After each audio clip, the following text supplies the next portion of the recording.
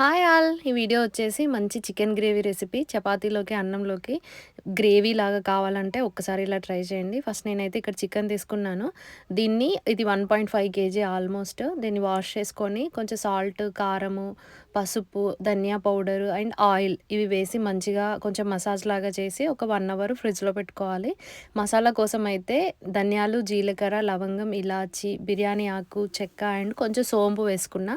ఇవి మంచిగా dry roast చేసి పౌడర్ చేసి పెట్టుకోవాలి. అండ్ ఇంకొక ప్యాన్‌లో క్యాష్యూస్, వాల్‌నట్స్, ఒక బిగ్ ఆనియన్ అండ్ టమాటో వేసుకుంటున్నా. ఈ కర్రీకి main thick gravy consistency cashew and walnuts వల్ల వస్తుందనమాట. అండ్ అది పక్కన పెట్టేసుకున్న తర్వాత అదే ప్యాన్‌లో ఆయిల్ వేసి జింజర్ గార్లిక్ పేస్ట్ వేసి బాగా కుక్ అయిన తర్వాత చికెన్ వేసి వాటర్ వెళ్ళిపోయేంత వరకు హై ఫ్లేమ్‌లో కుక్ చేసుకోవాలి. అండ్ వాటర్ ఎవాపరేట్ అయ్యాక మనం మిక్సీ పట్టుకున్న పేస్ట్ కూడా వేసి ఉప్పు, కారము, వాటర్ కన్సిస్టెన్సీ అన్నీ అడ్జస్ట్ చేసుకొని మీడియం ఫ్లేమ్‌లో నూనె పైకి తేలేంత వరకు కుక్ చేసుకోవాలి.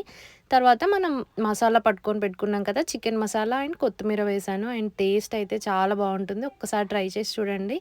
వీడియో నచ్చితే లైక్